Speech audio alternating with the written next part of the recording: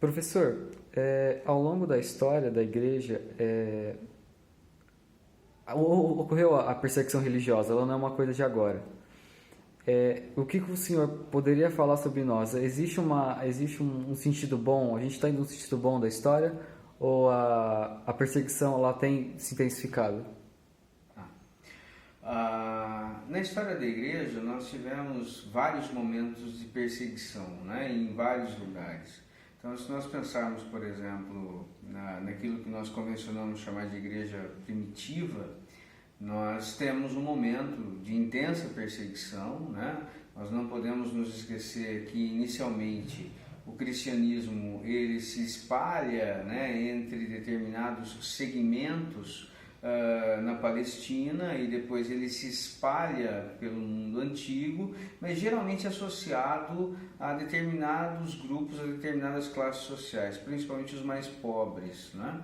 No entanto, o que a gente percebe é que esse tipo de cristianismo ele acaba se opondo basicamente por questões teológicas ao Império Romano. Então havia uma recusa à adoração ao imperador, havia uma recusa à adoração aos deuses do Império Romano, e isso faz com que, né, o Império Romano estabeleça uma perseguição contra os cristãos inicialmente. Esse tipo de perseguição não ocorre o tempo todo, às vezes ela parece ser bastante pontual em alguns momentos, com alguns imperadores, mas isso se perpetua ao longo de muitos anos. Então, nós podemos dizer que até a igreja se associar com o Estado, algo que vai ocorrer aí no final do século IV, né, quando o cristianismo de fato passa a ser a religião oficial do Império Romano, até este momento nós tivemos muitas perseguições.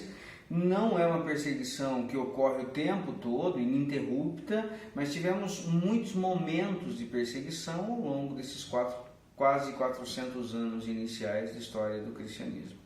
Depois tivemos momentos, né, de perseguição em outros contextos, mas geralmente as perseguições elas ocorrem muito em função de visões divergentes, de visões diferentes a respeito de temas teológicos. Então, por exemplo, no contexto da Reforma Protestante, nós também tivemos perseguições, né?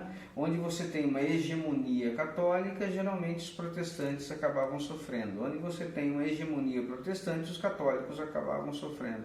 Então, as perseguições religiosas, as dificuldades de se conviver com uma religiosidade diferente, ela faz parte. Isso só pensando numa estrutura cristã. Agora imagine, por exemplo, quando você acrescenta uma outra religião, uma outra religiosidade, como é o caso, por exemplo, do fenômeno muçulmano, né, que se estabelece, né, na Idade Média, a partir do século VII, e que tem um momento de apogeu, né, dentro da própria história da Idade Média, mas que ultimamente acaba polarizando com o cristianismo em vários lugares do mundo. Então, nesse sentido, a gente pode dizer que há, né, um conflito na atualidade que envolve, de fato, grupos religiosos, e esse tipo de perseguição, infelizmente, é fruto de uma intolerância, né, de uma intolerância de grupos radicais que acabam não permitindo a existência do outro. Aquilo que no passado era uma divergência em função de visões distintas sobre temas teológicos, hoje em dia a gente pode dizer que isso continua, mas isso continua de uma maneira muito acentuada em virtude exatamente da intolerância cada vez maior, né, dos grupos religiosos mais radicais, mais fundamentalistas, grupos que na verdade não conseguem conviver com o diferente.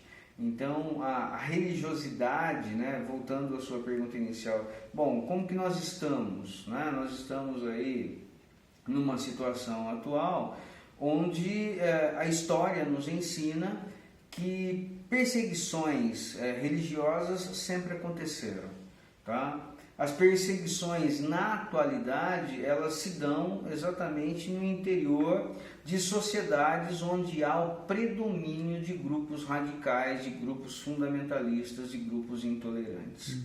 E aí, né, todos sofrem, de maneira especial as crianças sofrem muito, porque num contexto como esse, de perseguição à fé, de perseguição à crença, os pais acabam sendo penalizados, mas os filhos muito mais, porque num contexto de guerra, num contexto de guerra civil, às vezes, num contexto de perseguições, as pessoas são obrigadas a um deslocamento, e nesse deslocamento as crianças não frequentam escola, as crianças não têm direito à infância, as crianças não têm direito